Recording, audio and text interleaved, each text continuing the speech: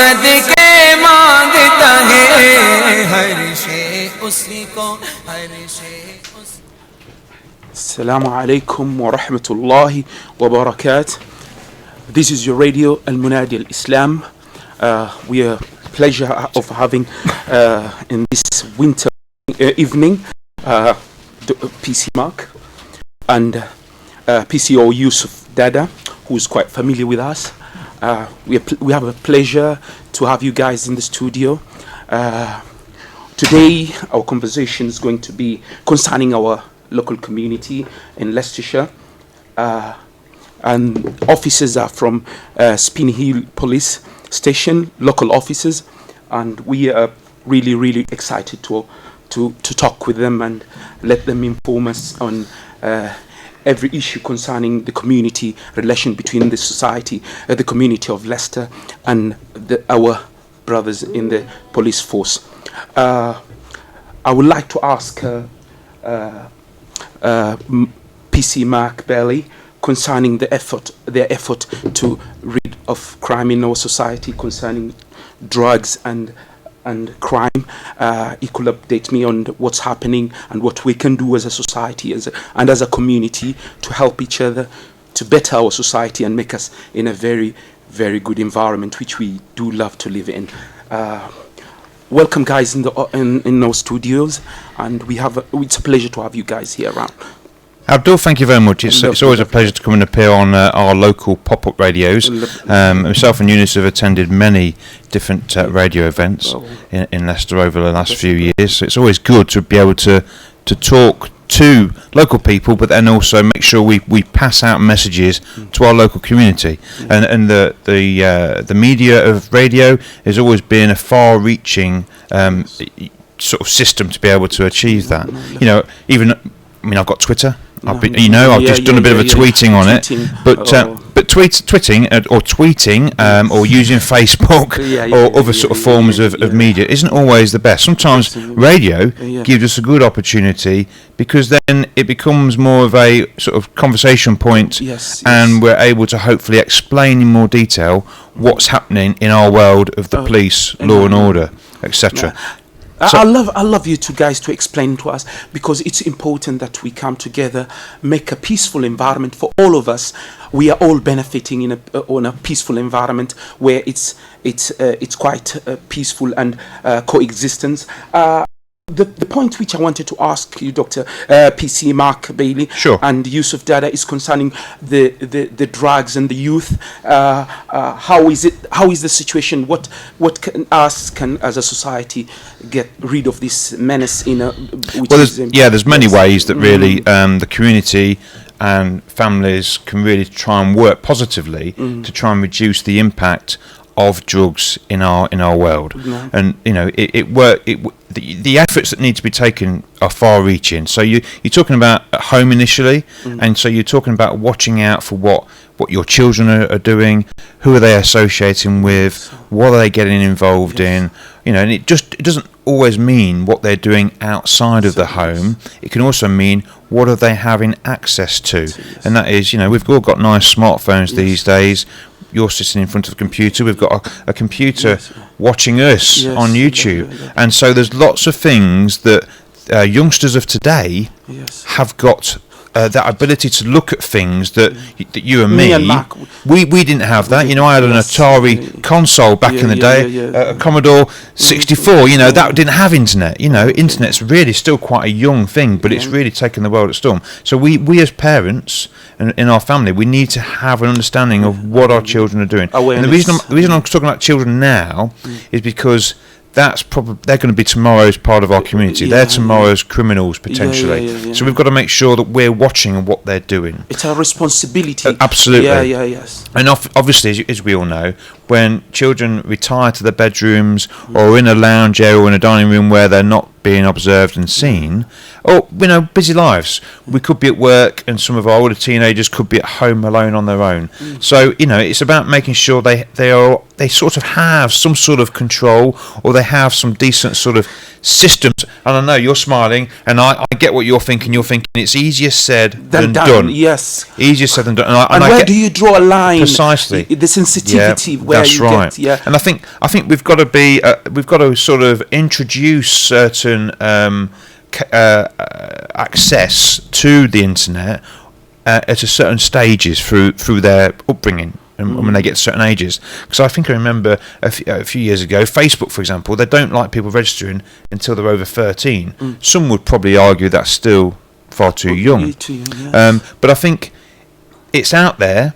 Things like Facebook, Snapchat, loads of other social media things are out there, and we as parents, it's not necessarily meaning don't allow them to use it or try and restrict access completely, but it's about introducing them into it, and maybe you as an adult also learning the capabilities of what those things can do.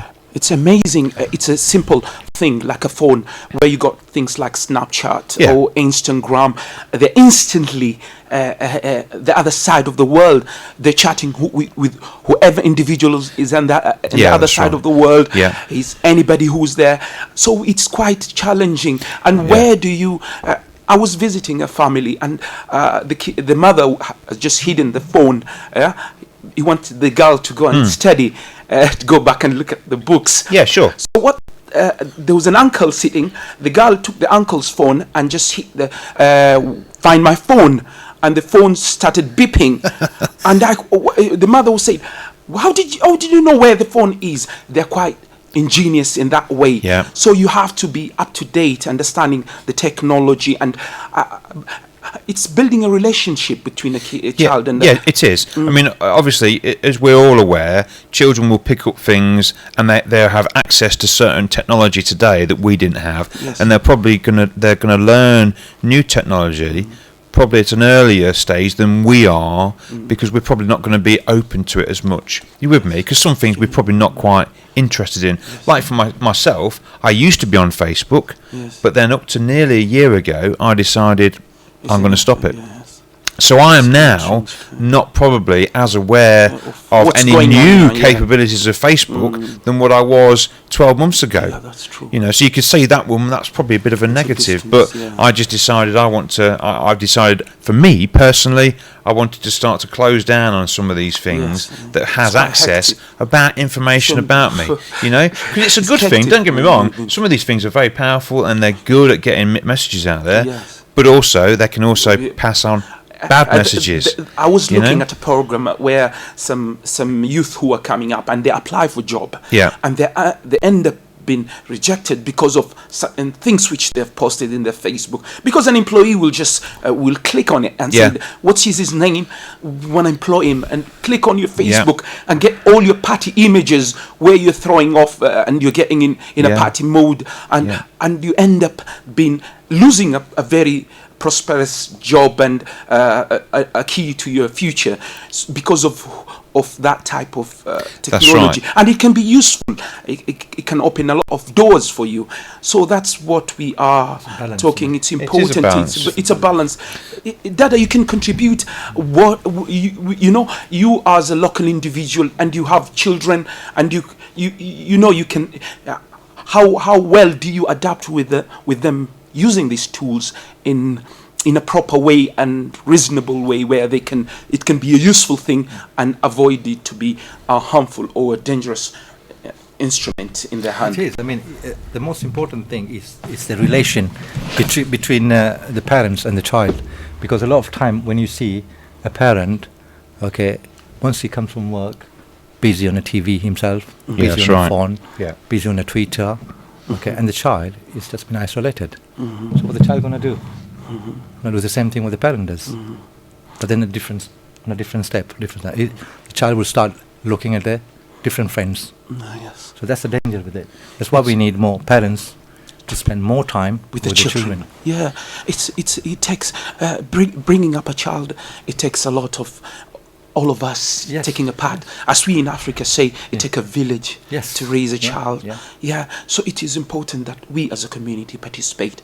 The next issue which PC Mark and PCOS or Yunus what can we are talking? We're gonna talk about drugs. Yeah, and, I mean, I was going and to bring it back down to the drugs, because I know that's what you want to talk about. yes. But it's about obviously knowing what obviously children are doing, Capability. what families are doing. Yes. But and obviously some of the key sort of signs is relation to their behaviour, or a person that's on drugs, using drugs. Yes. There's a lot of telltale signs, because they obviously get very lethargic, don't want to get up in the morning. In some respects, it sounds like a normal teenager. Yeah.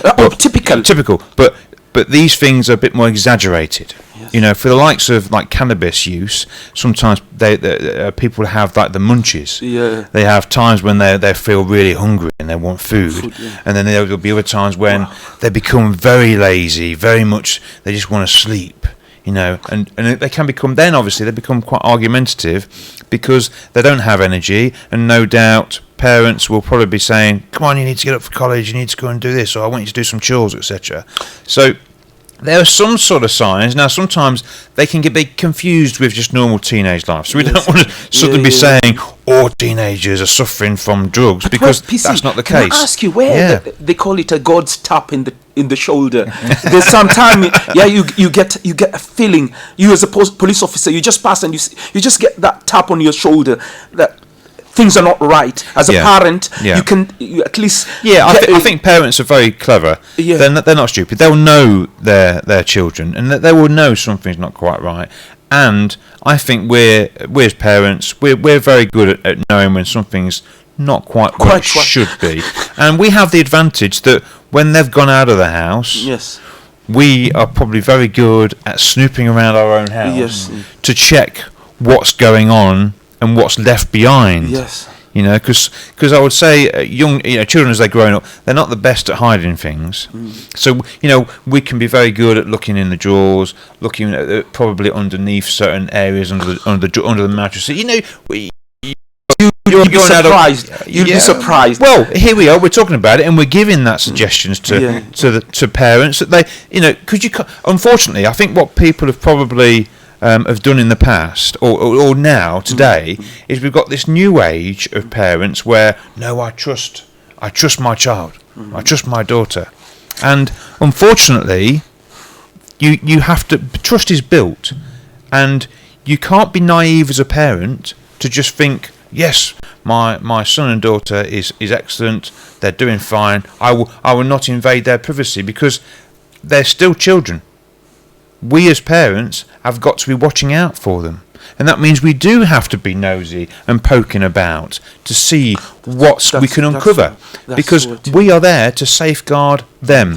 And that's part of a parental responsibility, is to go looking and go and finding out. And when I've had it myself, when your children might turn and say, oh, don't you trust me, and this, that, and you, or why, that's my privacy, this is my bedroom. Well, the key thing to remember, it's not their bedroom. It's my house. It's your property. It's your house. It's mine as a parent. It's my house. I usually say that. Yes. I say this. You're living in my house. Yeah. You're my daughter. You're my son. Yeah. And I'm going to be making sure that I check what's around this house, because I am responsible. That's a very good. I am responsible. Yes. Not you. Yeah. I'm responsible. Yes. I'm not having somebody else getting a search warrant, coming into my house, searching your bedroom with a search warrant, and then saying to me, Mr. Bailey, look at what we've found in this bedroom. Yes. Well, they're only a minor. Why have you allowed this to happen under your roof? We don't want that to knock. So, knock in the door. No. So I mean, no. That means it becomes a difficult, sort of challenging conversation that we as parents have to have with our children as they're growing up. But that no one said in life that things was going to be easy bringing up children, did they? No, but it's not easy. They say they don't come with a catalogue. Yeah, so absolutely. So it's important that we do keep our eyes open and we look. And if there's one point I'll take from you is taking keep responsibility on youth inside your house as your house, and you been there inside the house as your child as a guest, sort of a guest. He has to be obedient in your house. And when they reach the age which are where they're responsible, then they're responsible of their own life. But as long as they're in your shelter, precisely, they have to be and even when they're an adult, They're still in. They're living You're still, in your home they're still a kid. as a guest to you, aren't they? Yeah, Really? Yes. You know, and I think it's important to remember if you're the homeowner or you're the tenant of that property, you are the person responsible for that property. Yes. And there can be severe consequences, Yes. particularly if you're a tenant, and it's particularly like your social housing or council house. Yes. And if your son or daughter, but more often it's son, it gets involved and maybe dealing in drugs, Yes. you can find that could give grounds for us to ask the council to evict them. Evict him, yeah. You know, so Yes. there have serious consequences Consequences, yeah. for the actual the tenant. It's not just about the individual. You know, so we have to keep our eyes open. We have to be vigilant, even when they are adults. You know, because in today's world, you know, a lot of children are still living with parents because it can be Very quite hard a struggle, Yeah. even to get that deposit to even rent. Rent, yeah. You know, forget about getting a deposit to try and put down on a mortgage. So we still have to be vigilant. We shouldn't still, you know, and again, it's a difficult conversation because you're going to be having this sort of thing with maybe a 25-year-old or a 30-year-old, and they'll be saying to you, "You can't tell me what to do. I'm blah de blah." And you know, it comes down to Yes. if that's the way you want to be, then the door's there, and you're more welcome to find somewhere else to live. And I think sometimes that's difficult for young adults to come to terms with, because young adults start to feel that they can make decisions for themselves, and they can quite clearly, but the responsibility of that household still lies with the tenant, the parent. The parent. And I think we still have to have that respect from the children of the parents, and obviously then the respect can flow backwards, you know, to and fro, because that's what's part of a good family life, isn't it? Where you respect your parents, and then once that's been built in, and we talk about it being earned, but you know that it has to be earned back. And you know the children has to have the respect for the parents, and then it works backwards eventually. So yes, there are a lot of telltale signs that you should be able to pick up on. I don't know if you're aware, cannabis is a very pungent smell. It smells a bit like rotten vegetables, really, or something that's quite like broccoli that's gone off. I think that's sometimes quite a good description. Yeah, I remember to smell. You smell it. It's as if it's burning. A grass is burning somewhere. Yeah. You know when the grass burns, it got certain smell. Yeah, but it's very strong. It's not like cigarettes. It's you know, it's completely different. So I think people, if there's any telltale sign which are drug users in your home, you will know. You will know. Yeah. You will know, and you know, and so you know that's quite obvious. And then you know, it's like, for example, I wouldn't allow other friends of children to probably be in a home when you're not there. Yeah, that's good. Because again, you need to build up trust, and whether or not you think your child is strong enough to deal with peer pressure on their own. And I would really argue that many children, as they're growing up, peer pressure, it's always strong, isn't it? Yeah, it's a very powerful, you know, it's a bit like handcuffs. You know, I can get my handcuffs out and I can put it's as strong as that. You're talking from analogy of a police. Well, absolutely, and it's good to bring those along. So you know, it just reminds, you know, it's good to remind parents that as much as you probably do trust your children, Yes. you've got to remember once that peer pressure kicks in, you've got no control if you're not there. You're not there, yes. And if anything, you're opening them up to a vulnerable situation. Yes. But I'm not saying you never do it, because sometimes we have to allow young people to sort of learn and find their own feet, don't we? You know, so that's what those are the good messages I think we want to drive out there in relation to identifying drug sort of use at home. Yes. But then other things which links in with potential drugs, crime, and we've not spoken about alcohol, and that's another thing that happens is the use of alcohol, and that obviously has similar sort of behaviour traits. But what I think we need to precisely, we need to move on really to what happens outside. As we come out of a household, when we come back, we're coming to the streets. That's right. And I think it's very important where parents do make sure they know where their children are. In It's- the olden days, Asmak, you remember? Olden you days? Are, yeah, in the street. Abdul, how old are we talking Oh, now? we're talking yeah. Oh, I'm 43. I'm nearly the same Oh, age. very good. Yeah, we're talking about when you used to be the auntie in the down street or the uncle and there or Yeah. used to call him Uncle Mark lives down the street. If he sees you hanging around with the boy who's known to be a notorious boy, Yep. the news will reach your parents even before you go to the house. Yeah. It's already there. Yeah. Your son was Or you hanging could punish- around. you could Yeah. punish you himself. Yeah. You're lucky. Sometimes they used to just come and pinch you up Yeah. or give you a slap in the back.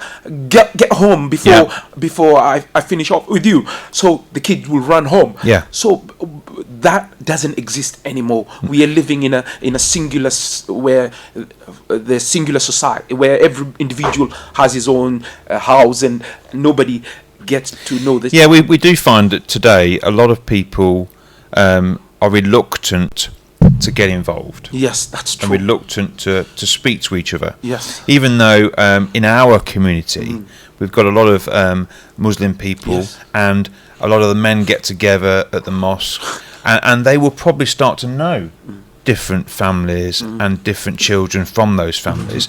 But sometimes there becomes that sort of awkward conversation. Should they say or should they? to that father, "Oh, I saw your son hanging around on that street corner the other Yes, week yeah. with another son, Yeah. blah blah, and they were Yeah. doing this, Yes. or and they set fire to this bin, or I saw them with some graffiti, some Yeah, spray painting. paint, bit concerned, but so it depends on how you put it across, and but yes, you're right, not many people really do that today. Yes. And that's why, again, unfortunately, I have to say the onus is on us as parents Yes.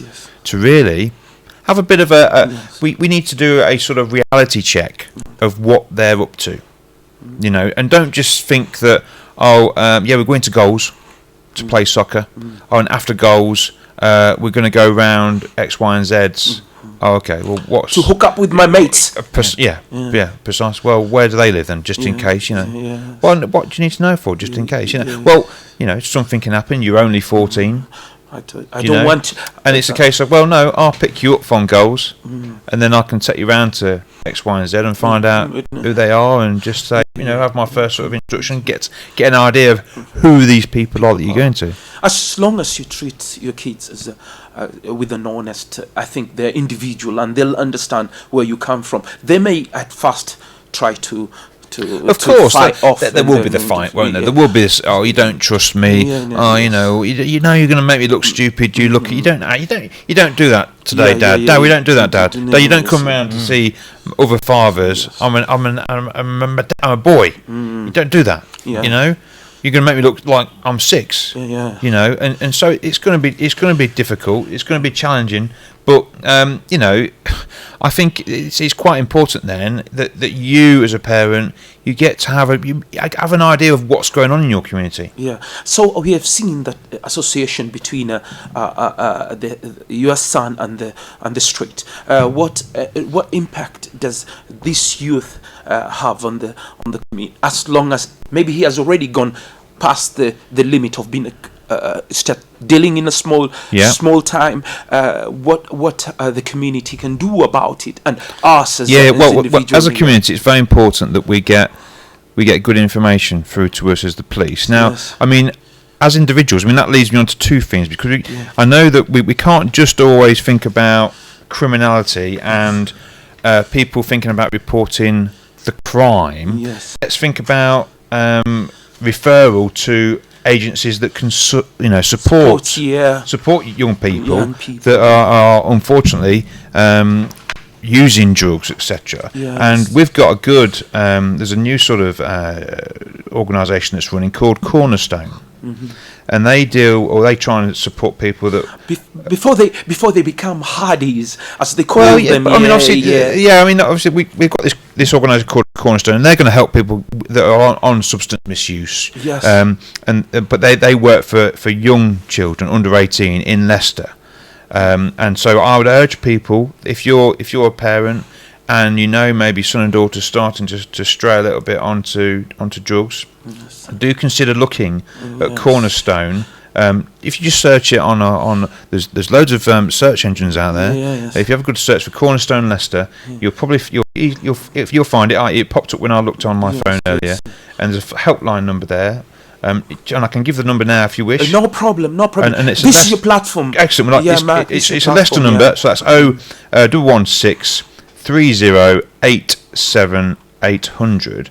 It's Cornerstone, so it's 016 30 87 800. So if you're a parent, you can give them a call and get some guidance and some advice that is local, because we've got other government sort of sites that you might have heard, Talk to Frank or Frank, and they have lots of links on there and lots of information of telltale signs in relation to drug use, etc. And it gives some good legislation information about the consequences of getting involved in drugs, just the mere sort of possessing drugs, because obviously it's illegal to possess certain illegal substances, and so obviously that's a different side we've not spoke about yet. So that's very important. And then we've got another thing called Engage. So I need to sort of divert people also. This is for young adults aged 18 to 24, and this is to try to divert them away from the criminal justice system. So that's another organisation, again, those are in tools Leicester, which are there for us as a community. Yeah, to try and utilise and use. So there are things out there, and there are others. Most of them can be easily found on our city council website. We've got a new thing, well, not so much new, but we've got a thing called Early Help now that we're working in partnership with the city council. Used to be called Think Family, and that's trying to look at sort of families in a holistic sort of whole approach, where we try and see what many sort of factors could be causing the issues for either the young people and or maybe mum and dad. It's not today. We've moved on so much over the years, and it's not just a case of we go and arrest Ibrahim for shoplifting. It's a case of we've got Ibrahim. What's led him to do the shoplifting? Yes, then? That's a question. So after we've dealt with that, we might drop him home, ask some questions with mum and dad, and get a bit more of an understanding. Who is he associating with? Is there any peer pressure? How's he doing at school? And it's not necessarily something that it's the old what you call reconfigure the old system where we as a community have responsibility toward each other. Yeah, that's right. Yeah. I'm not going to ignore. We are not going to ignore the situation. We have seen Ibrahim becoming faulty, and we're not going to ignore it. Yeah. Because we're going to know why is he falling behind? Why is he? This is our responsibility to see that the youth are protected, because they are future leaders. They're future criminals. So we have to be very careful. Yeah, we do. I mean, and that's why, if anything, and I don't want it to sound like we're just picking on young people, because we only have a short amount of time when we're talking on the radio, and I think it's good to focus on the young, because, like I say, they are tomorrow's, they're our future. And we need to look after them. We need to guide them as the best we can, because some of those people that are already out there that are now today's criminals, they are very hard to bring them back. Very hard. And it's precisely. It's a little bit like a completely addicted drug addict or an alcoholic. They really have to be ready to turn that corner. I've seen, me. They have to be ready. I've seen me as a call of faith. I call somebody. I see somebody who's a drunkard, and I talk to him. I see tears falling in his eyes. I said, "Why you keep on drinking?" He said, "Believe me, I can't stop, and I'm so deep into it, I can't stop." And it's honest from his eyes that he's dripping his tears and showing that he's far in the deep in. So this is quite hard because it sucks people in. I mean, I can't speak with any personal experience, and I'm lucky. So I mean, in some respects, it would be good one day to maybe have someone that was willing to come and talk to the community on the radio, having had that experience. Because sometimes I think to have someone that has been able to turn that corner and tell people out there their experiences, that's worth its weight in gold, isn't it? Listening just to me and Eunice, sometimes we can obviously give you the consequences of what happens, and us trying to pick up the pieces. But sometimes it'd be also very good to listen to someone that's actually lived it, and that, because and then it sort of resonates a bit more from the heart, doesn't it, or the mind. So it really makes people that are listening, they can really sort of think, oh right, okay, and they'll probably be able to recall things that affected them in their childhood, and things can sort of connect and link up. But it's complicated world out there, and we don't always have the answers. And sometimes, no matter, because the word safeguarding gets battered around the room an awful lot, but sometimes safeguarding is not something that you can really achieve. Sometimes, are you with me? Because sometimes there are families that are in an environment, they're in some form of structure which is very difficult to come out of and to change. What's Eunice passing you? Is it another text message? A question. Oh, we've got a question. The question is, what measures are in place between the youth and the police to build a trust? That's a good one. Well, if anything, there isn't really. Well, we have the OPC, the Office of Police and Crime Commissioner. He was, I know he started something a year or two ago in relation to young people, and he was trying to look into that, how to build that sort of awareness of the police and young people, and trying to answer some hard sort of questions. But locally, it's very difficult. It's very challenging. We often find. Why do we have to see it as being challenging? Well, you are part of the society. Well, that's because you and me are probably the same age, Abdul, and we've got the same sort of probably. Probably. We've got an outlook where we want a good life. We want to have peace and tranquility, whereas a youngster is just thinking, what can I do next? What exciting thing can I do next? And I'll give you a prime example. We went to one of our local colleges just before Christmas. We was doing a Celebrate Safely event, and we was talking to some of the students there about maybe doing some more sort of smaller groups, and some of them were really anti with the idea of even associating with the police.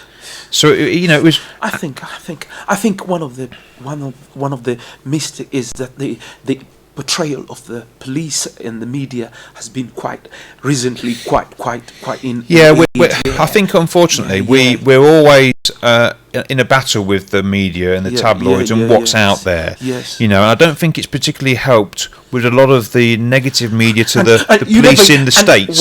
When a criminal is in your door, the first individual you're thinking of is calling a police officer, and that's the where we don't understand to reconcile.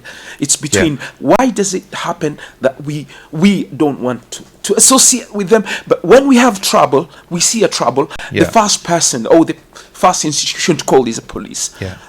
What can be reconciled? As the questioner asked, how can we build trust between, if it's the youth or the community? What can be done? What can we do? We're always trying to do more things with engaging with young people. We each year we'll try and engage with new youth groups. We'll try and get back into the colleges again on a different year group to see if there's any chance of an opportunity to link in again that year. And then it's a continuous game. It's a continuous flow. So we'll try again the following year or the next term. We try not to make sure that barrier of that door means that we never try and knock on it again. We're probably you never lose hope. We're probably quite irritating, really, because we're always going to keep on trying. And I wish you guys continue to do the same. Well, no, we will do. Because there's lots of events that happen where we've done things like football events, or we've done some other sporting events, and it was interesting. We had a good success last year. We managed to source a newly sort of qualified Somali police officer from the Metropolitan Police. We brought him up to Leicester. We took him to Moat College. We took him down to St Matthew's. We took him to a couple of different mosques. I know Eunice was with him on a few of the visits, and I was with him at Moat College, and it was amazing. even though we had this conversation, we was talking about, what can we do to break down the barriers and increase the sort of that engagement. Yeah. When I was talking and my sergeant, we was only getting one or two words. Yeah. Then the celebrity Somali guy, he asked a few things, and he wasn't saying anything different than what I was saying, but it was just they just sort of warmed to him because they obviously felt, well, we're the same. Yeah, that's quite, because maybe it's culturally. Of course. Yeah, I mean, don't get me, when we recognise in the police that we have to represent our community, and the only real way of doing that is about making sure we have the diversity inside in the organisation. Yeah. But you can't achieve that overnight. You can't achieve that over 10 or 15 years sometimes. If you think about it. I remember when the women were introduced into the force. Yeah, it was quite hard because a lot of men were a little bit skeptical. If you think last year they celebrated 100 years in policing. Yes. Of women. Yes. Last year, and you think. You think how the transformation of women in policing has altered in 100 years. I mean, I've been in now 19 years, and I think it probably was only 5 or 10 years prior to me joining that there was still quite an attitude to police women in the organisation. Yes. And a lot of things were, that's for women to do. And we're not in that day and age at all. As long as there's a trust there's good intentions, I think it will work out over time. Yes, it will. We should just continue knocking the door, and I wish you can continue doing that. Yeah. Because we are the part of this society. We are, yeah. Yeah. So, but as the person texts in, we still keep on, and we listen to what people say. And then we try and do with what we can with what suggestions people make to us, But we have to balance up our resources with what commitments we have in our working life. Yeah, sorry to cut you off, PC Mac. When you speak about that, is when I wish where you get in touch with the local community, the old style of police walking in the street and getting to know the shopkeeper and getting to know where you got a local touch.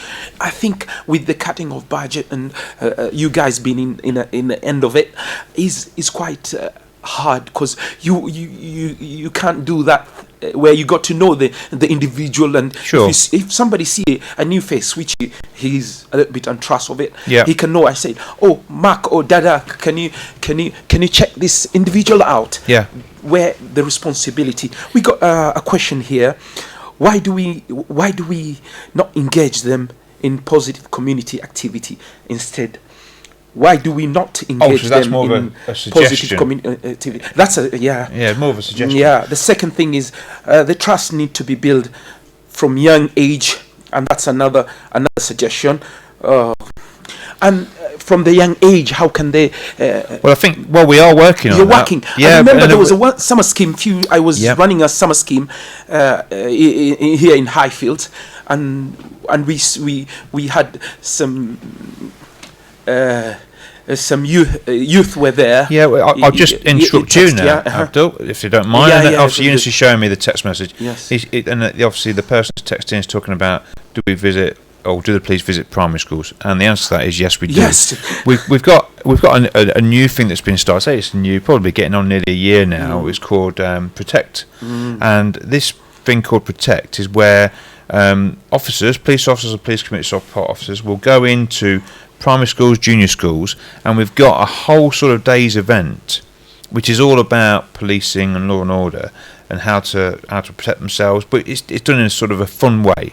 Yes. And if anything, we took a lot of that from a prison officer that did similar sort of events over the years, and we had him doing some of those events locally with us, and it was such a good event that he did that we in Leicestershire decided to make our own event and start building it around things in Leicester for ourselves. So we are, and if anything, in the last couple of years we're doing far more regular engagement with primary schools and junior schools than we've ever done before. So even with these challenges of the cuts, we're quite fortunate that our chief constable has decided to sort of invest into neighbourhood policing in such a way where he's tried to sort of make sure it remains quite a corner. It's like the bedrock of the organisation, because it's well recognised that we need that, like you've just said. And I can give you a prime example. Me and Eunice were walking around a couple of days ago, and we was just seeing what was happening on our ward again, and we noticed the local off licence, CK News. We knew that it was closing. It has closed, and we spoke to the new owner. So we built up some contact there with him. We know a bit more about his history. He's telling us his lovely ideas for the new shop that's going to be a new sort of niche sort of takeaway. And we started to talk about... That's good. We understood why the shop closed, and there's some issues in response in relation to that, which we know about locally. Pulse of the precisely. But, and it's that half an hour conversation with him that was able to give us a little bit more information about what's happening locally. And we can take that on and take it further. So it is important to have relationships locally with businesses, with education, with the community, with the police. It's very important. I'm not saying it's not difficult, because it is. It is hard, and we know it's like if you ask a climber, a mountain climber, usually he say, don't tell me how high it is, just ask me where I am now. Just ask me how long will it take me. Don't tell me, it's a huge task. When you do that, it's mentally you are prepared to face fail. it. But you don't want to be failing it, do you? So you want to be able to give yourself that something achievable. So and it will be achievable. It will the point of engagement. We always available, and Mark. We just waiting for invitation. But with primary school, we have really good relation with them. Whenever they invite us, we are always there. With secondary also, but also with other group in the community. We'll be lacking on that, because we don't have more invitation. But we do engage on the street with the youngsters. We often find that. We're quite lucky that we've got sort of a couple of groups of interested parties, interested residents that have built up a relationship with us, the police, and they'll contact us and ask for sort of small group meetings, and we'll work with them to try and improve improve the neighbourhood. So that's good. We're quite lucky that we've got probably 2 or 3 of those small groups that have, over the years, because we've been doing this locally now 10 years here, and so we've managed to build up now quite a good sort of base. It's like a house, it is. When one house is not looked after, what does the rats start infesting the place? Absolutely. The cockroach, and everybody start complaining. Why is my house have rats? Because one single house has not been looked after. It's the same as neighborhood. As you say, you've got local people in the neighborhood who are getting to understand those pests cannot come into that neighborhood and start infesting. You see, because now because things evolve and our communities evolve, and you'll find that a lot of the people that came into this part of the Highfields have been here for probably now 20, 30 years or more, and we've got second generations, third generations that are kicking in. So you've got people that are still living here that haven't probably moved off to Evington, Oby, Rushmead, etc., that are still here, and when they've become, now that they're here and it's their home and they're probably in their 30s, 40s, they're now a bit more passionate about their community and where they are, and so that gives us an opportunity to work in a more positive way, because people feel they feel more they feel stronger, because probably English is now probably their first language, because that is also a barrier in our community, is that English is not necessarily first language, and when you put a barrier like that of language, it can often cause some things that are just not reported, or ignored, because people don't feel they have the confidence to take that step. But I think we're getting closer to having the awareness of what the police can do, the awareness of local authorities and different agencies that work with us, and people are starting to be a bit more clued up and wise to what we can achieve. I mean, I'll give you another example. I know we're moving off from drugs a little bit, but let me tell you something. It's the core. You know the importance of when the example is when there's a teaching in the hadith where the Prophet is saying an individual came and it was on his deathbed. He called his children and he took a bunch of sticks and he said every of his son, one of them, give me the sticks. And he broken the sticks, and then he gave them back to them and said, every one of you collect all the sticks and hold it together and give it to me. And he tried to break it. He said, you cannot break it. So when the society come together, if we have one individual can never break that society. As long as we have an understanding, that's the core of our meeting today, how to prevent drugs and crime in the community. As long as we're going to talk about the relationship between the community and the police and the local authority and how they can come together, that's the core, that's the key. It is the key. And I mean, I love what you just said there in relation to that, because that's very true. And I was only talking to a couple of key individuals last week, and they were talking to me about their frustration that a lot of their neighbours and residents living locally to them are still reluctant to even ring 101 report things that may be happening on the street, and there's a lot of pushback onto them to do the reporting, but it becomes then difficult for them because the information that they're given is often third or fourth hand, and you know there's me as a police officer asking them, and I'm saying, okay, well, what's the description? Can you tell me what they look like? What time was it? What day was it? And they're saying to me, Mark, I'm sorry, I've not got all that information for you. You know, I keep telling these people they've got to ring at the time. You know, so you can see the frustration with them too. Especially in crime, it takes 48 hours. As they say, it's when the cooler it becomes, as the body becomes cold. The harder it's to get the information to achieve much. Within 48 hours, if somebody informs you about a crime or drug or anything which is wrong in the community, as long as it takes a longer time, it's harder to get. That's true. I mean, we've also got.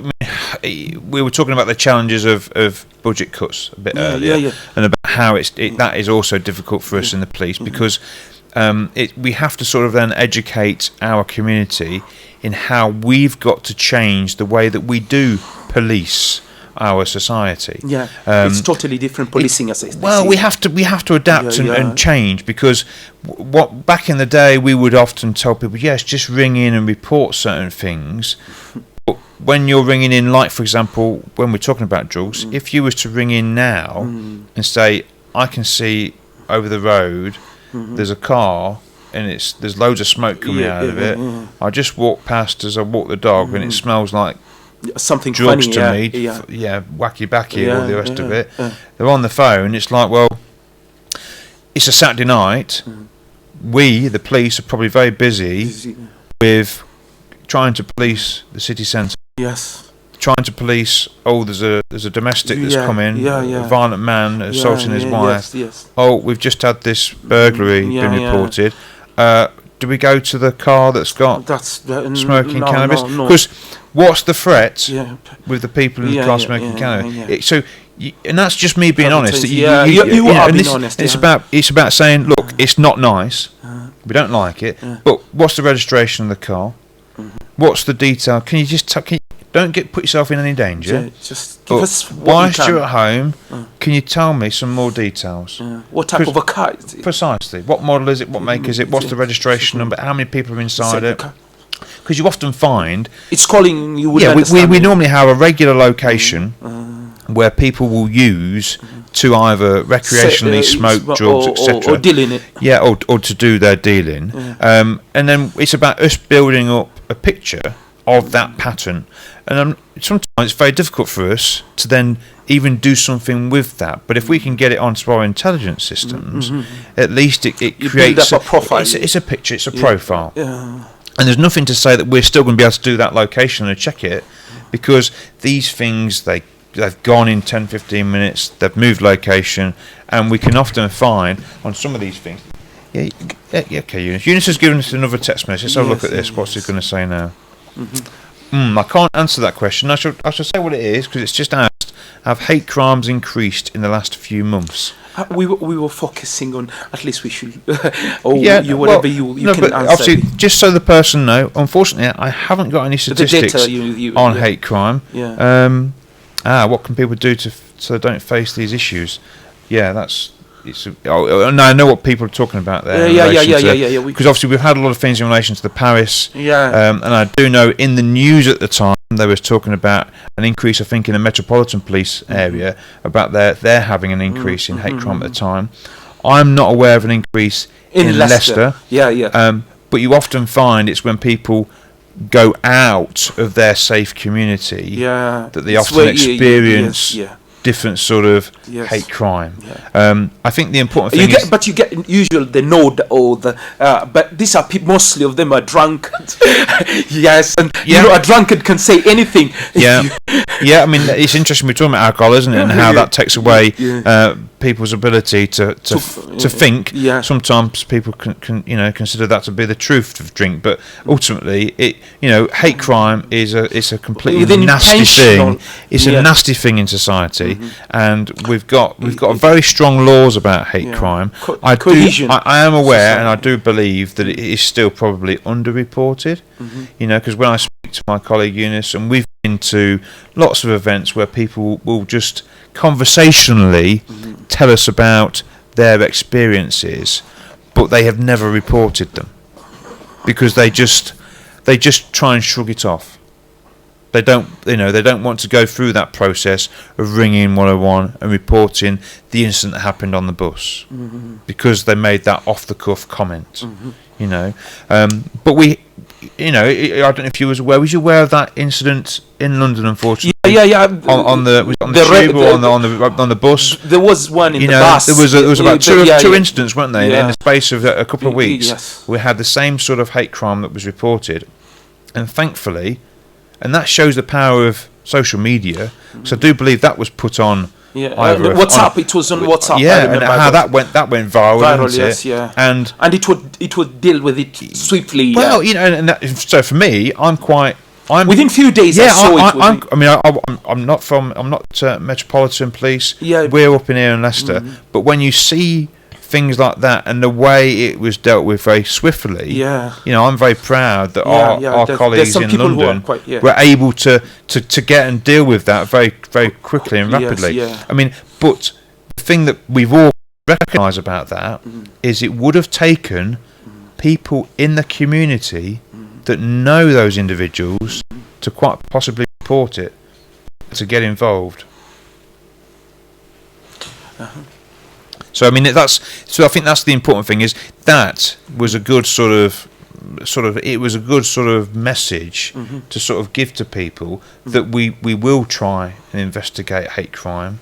We just need people it's gonna hit the book fast. Yeah, we allow that. There are certain sort of policies and procedures with hate crime, and it got its own sort of series of sort of victim approach in about how we deal with it. So it's very important that we work on hate crime because it will affect our community in a big way. And so we fully recognise that, and so it's very important that people do feel the confidence. I can see you holding a phone. What do we have there? Well, I'm just reading some of these text messages that Eunice is receiving. Yes. And that we're talking about domestic violence. And all about. At least we should keep our conversation in a very because we came to understand each other on crime and drugs, and we shouldn't. People talking about Class A now. Talking about cocaine. That's part of the conversation. Yes, it is. So I mean, obviously, if we move on to drugs, and we'll not move on to drugs. We have been talking about drugs. And I think we're talking about the cohesion of this. Yeah, we're talking about empowering people. To report things Yes. and trying to give them the awareness about how we, the police, are going to work with the community to try and reduce the impact on drugs. And what I think it's important to let the audience know that we in our community of Spinney Hills, we've been working very hard, especially over the last, quite a few years really, but in this last 12 months, we've got a couple of officers that have been dedicated full time to work on drugs and gang related crime just in our area. That's nice. That's very good to hear. Reassuring. And it's, you know, and because of the hard work that they're investing in trying to do some real positive work locally, it has had an impact. It really has. As a local officer that's been here for many years, the amount of work and time they've put into it, and we've got a large group of individuals, unfortunately young or men, ranging from the age of I'm 14. Most of ours are all from sort of 17, 18, right through to sort of early 20s. But they're going to be appearing at Crown Court in relation to an incident that happened last year. Yes. And that's all relating to sort of gang-related crime, of violence, and related to drugs. And so we know that group is involved in drugs. Yes. So what pops in my mind concerning drugs, it's the crime of using knives and this is maybe because it's in the headlines. Up in the Uppingham Road, and there was an incident where we're talking about the murder. I'm talking about the usage of this type of it's a crime, part of crime. I'm just asking how is the society, how do it cooperative with you, and do you get more information? How is it in that aspect? I think when something serious happens, in my opinion, the community does come together, and they will want to support us. Yes. It just depends on what the incident is. If it's something that's quite, in their eyes, low, they're reluctant to really help us. So it all depends on what the incident is and how the impact is on them as an individual. But I mean, we do still get people that are very willing to talk to us. That's not the problem. Sometimes the problem is they're not willing to sign that piece of paper that says statement, and then not willing to attend court to give evidence. And you know, it's very difficult. We recognise that the challenge of going to court and giving evidence, it is an ordeal. You know, anyone would say, "Oh, I gave evidence the other week and I really enjoyed it." I think that's far from people's minds. You know, because if you're giving evidence, you're either a victim or you've seen something that was very unpleasant. Unpleasant, yes. You know, because and the consequences are you're going to give evidence.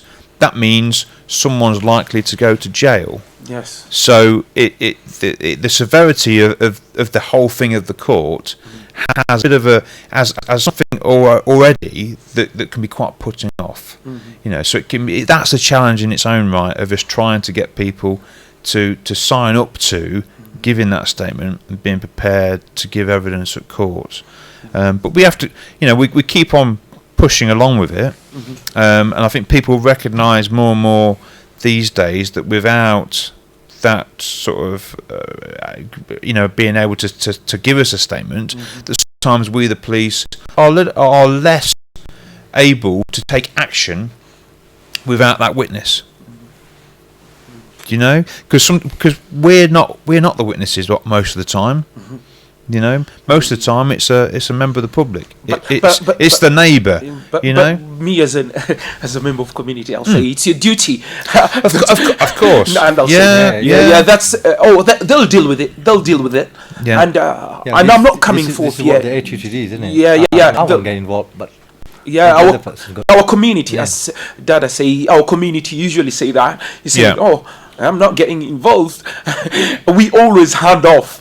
And the thing is what was in my mind is continuing the cooperation between you guys and the local community.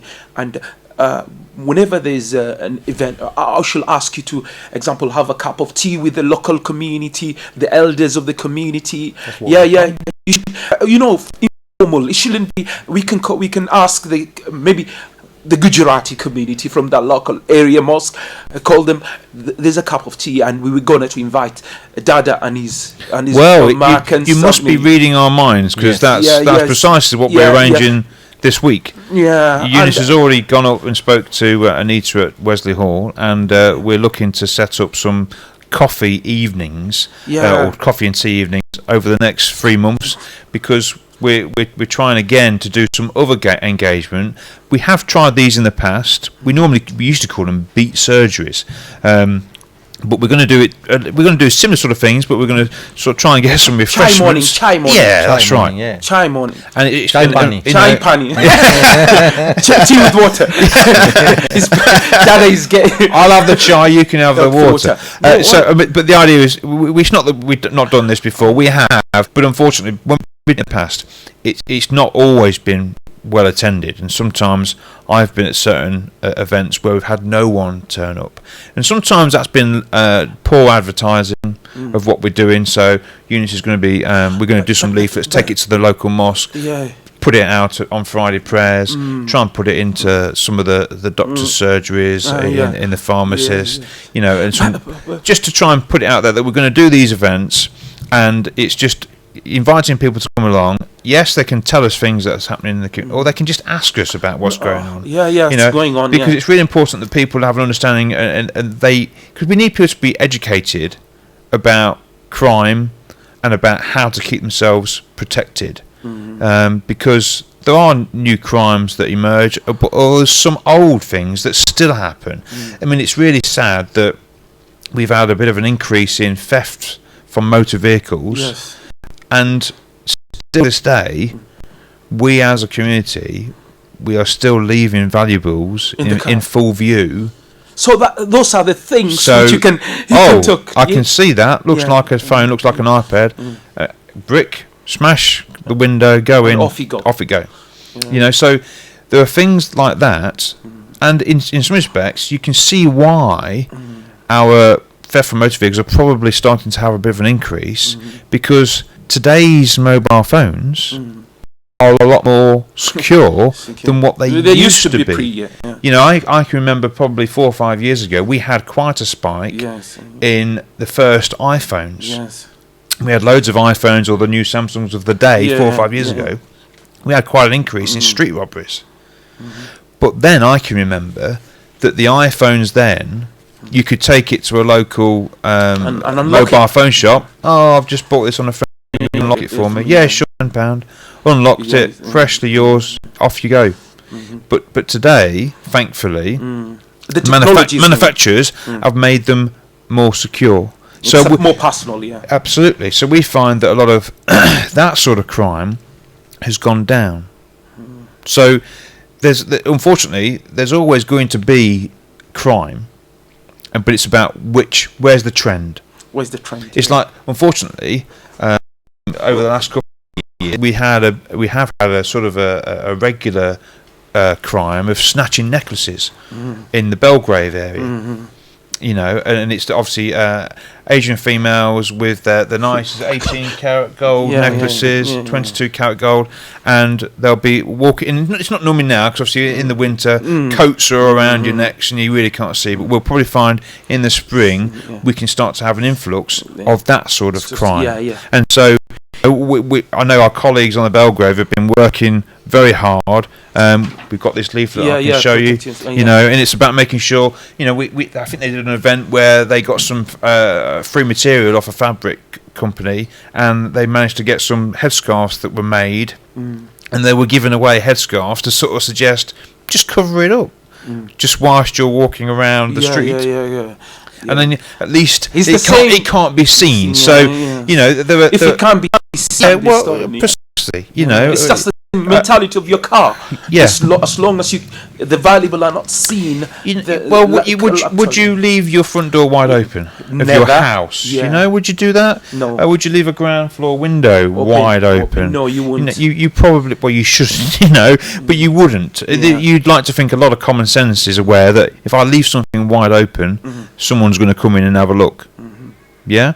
So I mean, it's about sort of educating again, recognising that crime still, it does happen, and we do have burglaries, we do have cars that get broken into, but we as individuals, we can do something to try and negate it being us. I'm not saying it's always going to be a possibility, because there will be the occasion where that car might be parked in a vulnerable location, and that the owner didn't really have much choice. They had to there.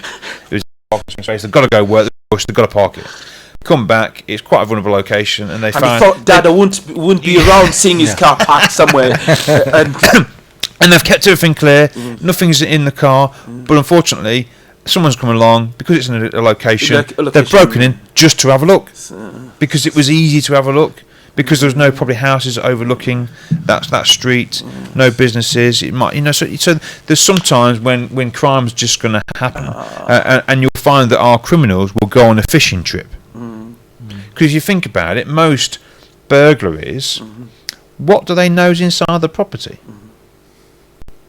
So unless people don't have net curtains, or they leave things on full view. Then most burglaries, the actual criminals are going in on a fishing trip. So they're going on a fishing trip. So what's making them go to that property? no, that's a question. So as a burglar, they're not stupid. They don't come to me, my house. They won't get anything. Exactly. But they would probably still break in Yeah. if your house was vulnerable. Yes. Yeah. If I live, yeah. And so we've got to make sure, because if you think about where we are now, there's a lot of terraced streets around here, and a lot very enclosed. Yes. But once an individual has got access to the back courtyards or the back gardens, you will know, like we do, that they become quite rabbit huts, really, and you can jump over the small dwarf walls, and before you know it, you can get, if one side alley gate is vulnerable, left unlocked, The whole backyard you've got the ability to venture down the back of probably 10 or 15 houses. Yes. And you're telling me all of those 10 houses, someone's going to be in? And all they've got to do is garden hop on a few of them, pick the one that's most dark, Vulnerable. Yeah. And go smash a window, a door, and they're in, and they're not going to be in there for very long. Out they come, and we've already had the crime committed. So it's very important that we look at the vulnerabilities where we're living. Is there a side alley? Is there a gate that isn't very secure? The wood's quite rotten. We've talked about many issues. Let's go back to the drugs, and then we can talk. Yeah, sure. No. Because I think it's important that has it been picking? Has it been? How is the drugs, especially in our local area? I want us to talk about the new trendy drugs, which is legal highs. You mean those sort of things? Yeah. Well, how can I recognize it as a parent? I'm thinking, he's just having a. What is that? Are you having in a? Is it a pan? Because that's what will come in my back. Because they're packed you're that. right. The packaging of legal highs is very much like a pan, isn't it? Yes. So you're very correct on that. I think the thing I will say from my own observations, I've not looked on any statistics because we haven't really been recording legal highs as a crime. Yeah. Because as the word suggests, illegal. It's a legal high. We have had people. Should we not have an aware that certain shops are selling it, and maybe you can talk and walk advice to the shopper on this is not good. And I think the best thing that we can say is, if you've ever seen the packaging, you read how many things on that packaging say it's not fit for human consumption. It's not like cigarettes where it gives you some dangers about lung disease and lung cancer. So when are we gonna get? It tells you in very many different phrases, this is not fit for human consumption. Do not eat, do not smoke, do not drink it, do not inject it, everything in there on this label tells you that you shouldn't be putting it inside your body. I think that speaks volumes about what that item shouldn't be used for. You with me? But unfortunately, people are.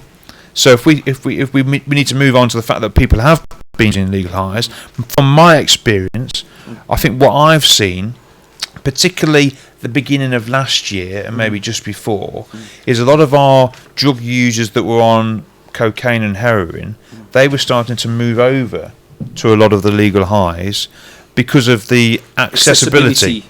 The fact you can just walk into a shop, and also we had a lot of our street dealers that were then selling legal highs. Reduced price. Yeah. Bargain price. And so we had them starting to use that, but now it was interesting. I've seen a couple of users, and when they've told me of their experiences when using the legal highs, it's amazing the sort comparison. Of it completely. Yeah. Some of them have lost the feeling of their legs. Yeah. Somebody was telling it's about taking about how many roll of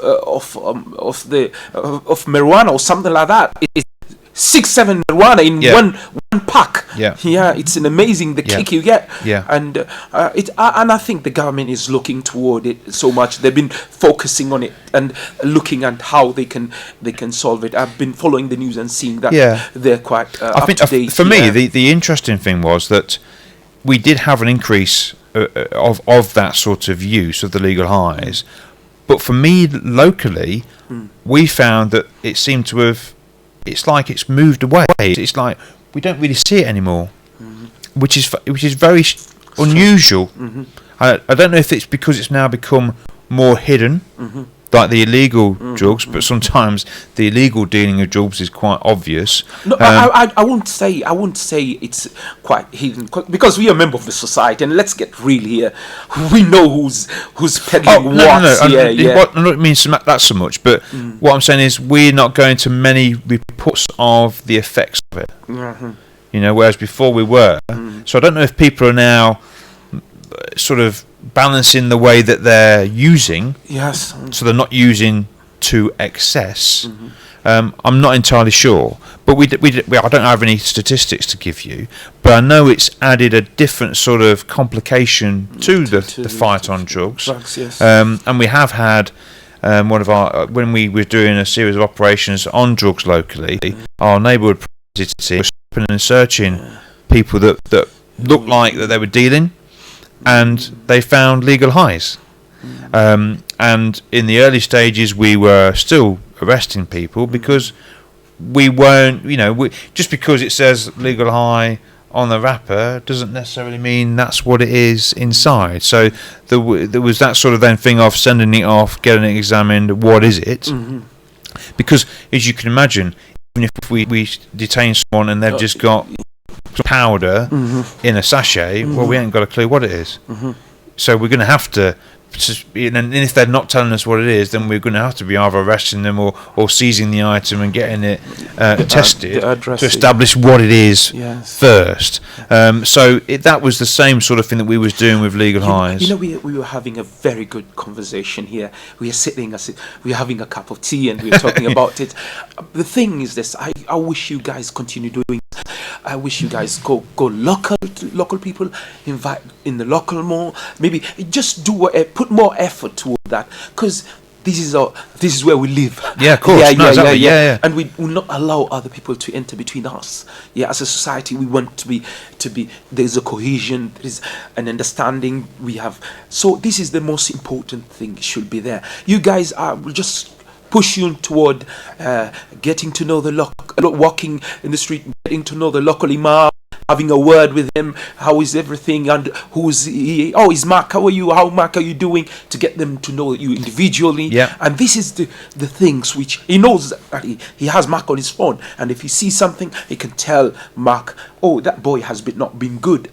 Can you please keep an eye on him? It's our responsibility as a society. Yeah. So this is what I will encourage you guys to continue doing it. And as I will just ask you to continue doing it, because we take it together. We are taking together.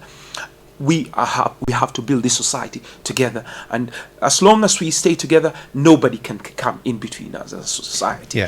Yes. When the drugs comes, it opens up many avenues of others, because it opens up robbery. It opens up because people will want to buy the drugs, and people want to look for money to get drugs, and this destroy the fibre of the society.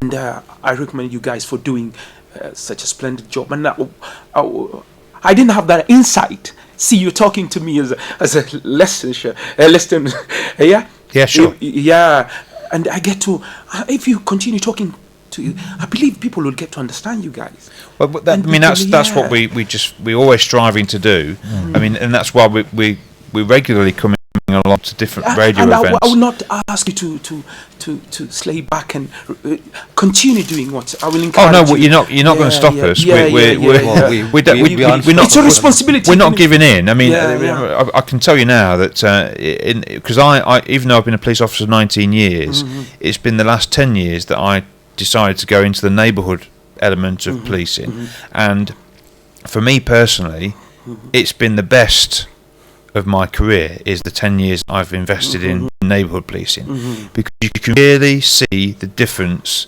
that we can make to the community. And Eunice, thankfully I've been working for Eunice for pretty much all that time in this particular area. We've moved different sort of wards just slightly, but we've always been at Spinney Hill, and some of the changes that we've been able to achieve with the community has been tremendous. And we've not solved anything. We've still got a hard fight ahead of us. And that's what life is all about. Precisely. And I know, talking to you now, that there are people out there that are not happy. Just like me, who doesn't have a clue on what you guys are doing. There are people out there that are not happy.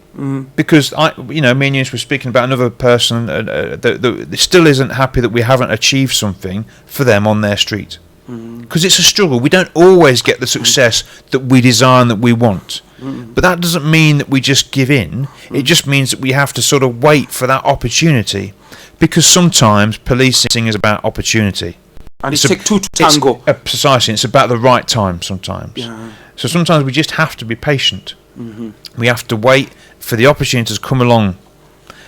And then obviously we have to make that opportunity too on certain occasions. Me and Eunice, we're very passionate about policing, about our community, and we're doing as much as we can to try and encourage and give the confidence to our community to work with us and our colleagues. We don't always get it right, but we are humans. We are humans. I mean, we learn through mistakes. I can tell you of occasions when people locally have come to more often to Eunice than they come to me to say, I'm not happy with this. Can you have a look at it? And we'll review certain things that people have reported on, and we'll check. And then if there's something that we can try and alter or adjust, then we'll take on that report. Because there are lots of challenges with policing, and it's not always easy. This role, and sometimes we've got a lot of competing factors, and I would never slate a colleague that is either responding to a grade 1 today, which is an urgent response, to an officer that's dealing with a management appointment and is thinking about, I've only got 90 minutes, or I've got this time and I've got to get to the next one. Because we've got lots of challenges. But thankfully, we've got sort of mechanisms where we can still recover certain incidents and still do a good job. But we just need to make sure people trust us, that we're passionate about wanting to do the right thing, and if we can get and encourage the community to really work with us and to talk to us, then we can really achieve great things. As long as you guys have a plan to look forth to, if it's up Highfields, if it's up here, it's Uppingham. As long as you guys have a way to look at it, plans where you meet the locals that's your right. structure where you have example I'll give you. There's some parties usually in the summer, some local where the local community meets, and they put out they got balloon popped up, and so this is an opportunity where you guys can come have a drink and say hello. We are from the local place. You just say hello to you guys and enjoy yourself. And this is the things we often attend lots of events like the Highfield Centre. They'll do their sort of their festival. Spinney Hill Park one. There's quite a few that happen locally. We always make sure that we try and attend them as many of them as we can. Authority, so it's important. I mean, that's all part of the engagement. It's all part of building that trust. That's the key thing with policing. It's getting the trust, especially when you're trying to deal with local issues. Because if you or me are a victim of a burglary, we've probably only got one thing on our mind, and that is, I just want to get my house sorted. Yes, I'm going to ring the police. Have I got insurance? I want to get this, and this, and done. And you're probably not even thinking about someone be getting prosecuted. You're just thinking about, I want to get my house straight. I want to get myself secure, safe again. You're probably not thinking about the person that's gone off with your watch and your laptop. But when we're talking about communities and we're talking about antisocial behaviour and we're talking about problems with neighbours, that becomes more personal in a way that affects you maybe longer. Yes. And that's where, that's sometimes the harder things for us to deal with, because it can last for a longer period of time.